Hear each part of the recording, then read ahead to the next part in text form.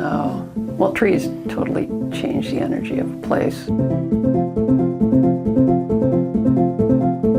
Our urban forests are all the trees that are within an urban city environment. Sometimes people don't think that those trees are important, but urban trees matter immensely.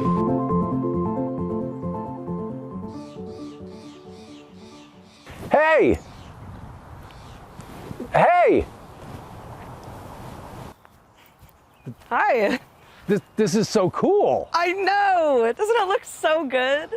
I've been walking my dog past here for like 8 years, and it's always been this crazy ivy jungle. And now it's just gone. Yeah, my roommates and I are so relieved to see the ivy gone.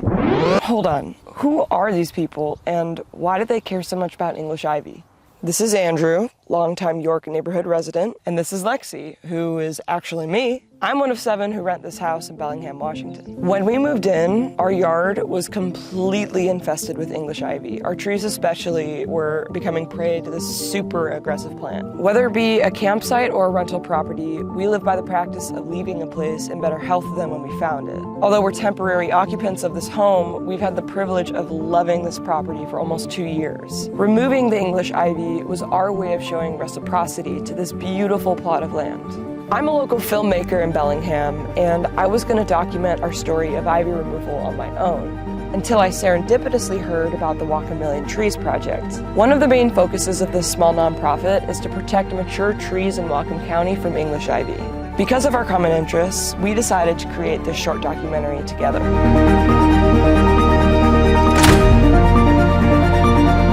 What is English ivy?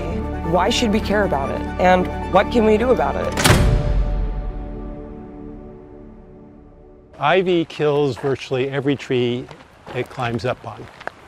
A lot of people don't realize that. And it may take time, it may take a handful of years, depending on the size of the tree and the location, but it will kill virtually every tree. Heterohelix, also known as English ivy, originates from Europe, Western Asia, and Northern Africa.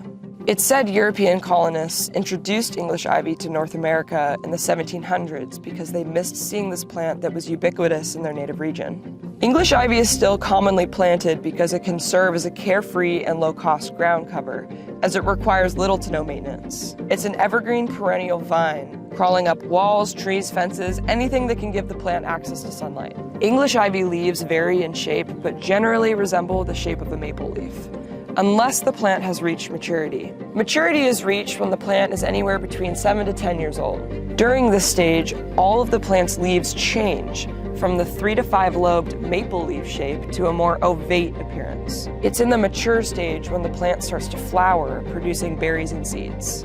English ivy arrived to this continent without any of its natural enemies, and it flourishes, especially in Western Washington's temperate climate. These conditions have allowed this plant to become very destructive to our local ecology. One of the most concerning threats is its ability to kill mature trees. English and Atlantic ivy, which are the 2 ivies most found around here, they'll start to climb up the trunk. As it gets up into the canopy of the tree, that's when the problem is. Because typically what happens is that top canopy gets top heavy and acts like a wind sail. And so then when we have an increasingly frequent and strong windstorm like we have now in this new climate era, what happens is the top of the tree snaps off, and then you're left with a dead snag. Trees give us so many benefits. They're super important for the climate impacts we now face. For example, neighborhoods dominated by concrete and asphalt can be up to 15 degrees hotter. Shade from trees during extreme summer heat can be the difference between life and death. They're fantastic sponges. Their leaves and root systems slow down rainwater, which helps our stormwater systems from being overwhelmed. This reduces costly flooding. Trees also clean our air, stabilize soil, support habitat, and capture carbon. And last but not least, trees can counter health problems such as heart and anxiety disorders. I've been called Queen of the Weeds, Weed Empress. Never president, though. I kind of like that. A non-native species is one that's been introduced from other parts of the world. It's a small percentage that actually become a problem. We're bringing ivy in, and we need to stop doing that, and we need to be responsible for the ivy that's here. We already have a huge problem with it. It's moving into forests, away from population centers, and it's coming from landscaping. We need to stop buying it and planting it. And you're not setting up habitat for a diversity of other forest, fauna. You need diversity in an ecosystem for it to function properly and for everybody to be part of that system. You have something like ivy or some other plant or some other organism that comes in and dominates that spot, that monkey wrenches the ecosystem and puts it out of function.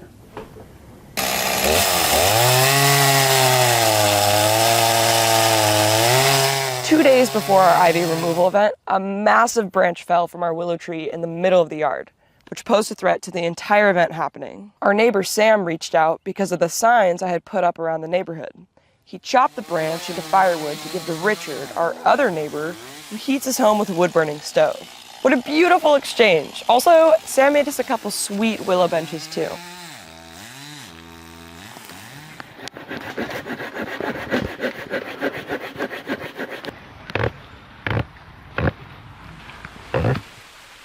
I'm Jeff Solomon with Lumber Natural Resources, Water Resources Division. I'm what's called a Natural Resources Specialist. We're sitting at the northern end of the Lumber Nation Wetland and Habitat Mitigation Bank, and today I'm out here with Whatcom Million Trees Project and a group of volunteers removing ivy, trying a new method that doesn't involve glyphosate or any kind of pesticides. Behind me is the main channel of the Nooksack River. The problem with ivy is that, they strangle trees and eventually cause them to fall over. Now, when they fall into the Marietta Channel, they cause log jams, and if sediment gets transported downstream, it creates like a dam, and water gets kind of moved to other directions, and some people actually live in that direction, so when it floods over there, it could be problematic for them. Whatcom Million Trees Project is filling the gap between what city agencies can do, such as parks departments or public works departments, and what individuals might do about their English ivy. This is an issue that touches on socioeconomic equality. It's also an environmental justice issue. By saving trees and preserving our mature tree canopy, that begins to touch the lives positively of lots of people who may not have time to do the removal work themselves or have so many other concerns about their work life or family life that there's just not bandwidth to address trees.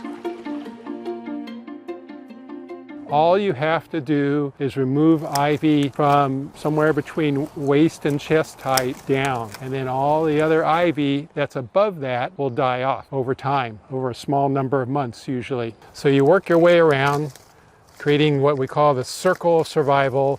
That's either around waist height or shoulder height around the tree. The goal is to clear 6 feet diameter around the base of the tree. That'll give the tree a couple years of time before the ivy has a chance to come back onto the trunk.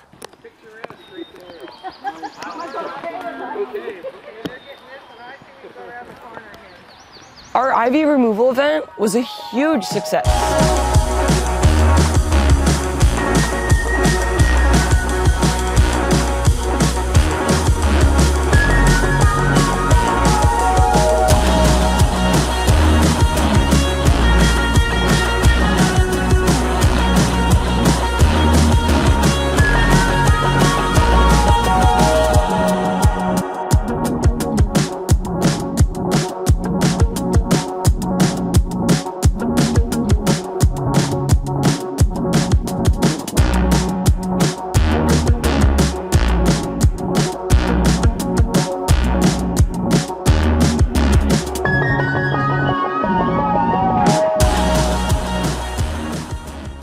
Now that we've mulched, it's important that we stay on top of ripping out the little ivy seedlings that are going to grow out from the root system. The root system only lives because the above ground plant parts are doing their photosynthesis and making food for the roots.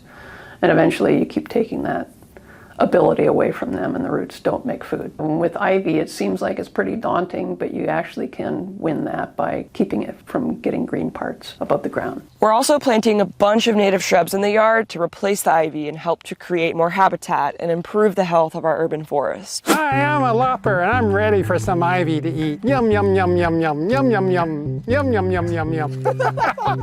When you see ivy and understand why it's a problem, you will never unsee it. It's everywhere. It's all over the ground, climbing up trees. This side effect of ivy education is so drastic that the Whatcom Million Trees Project developed the concept of ivy eyes, and they will stick with you everywhere you go.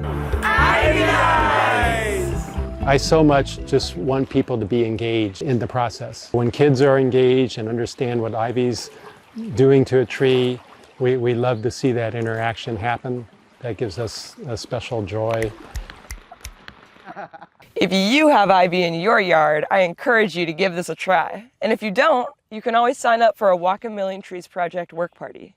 It's important that people understand that the impact is beyond their landscape. Once the ivy grows up and is 7 to 10 years old, it creates berries, and those berries get picked up by birds, and the birds carry it to other areas, and that's how it gets spread. Through this project, we have grown our roots in this community and have learned just how connected we are through the land that we live on. Go out of your comfort zone. Know your local ecology. Reach out to your community. Each of these steps is a building block toward creating climate and community resiliency. I strongly believe that this type of community action helps to fill parts of ourselves that are neglected in this age of screens. Now, using your newly found ivy eyes, what do you see?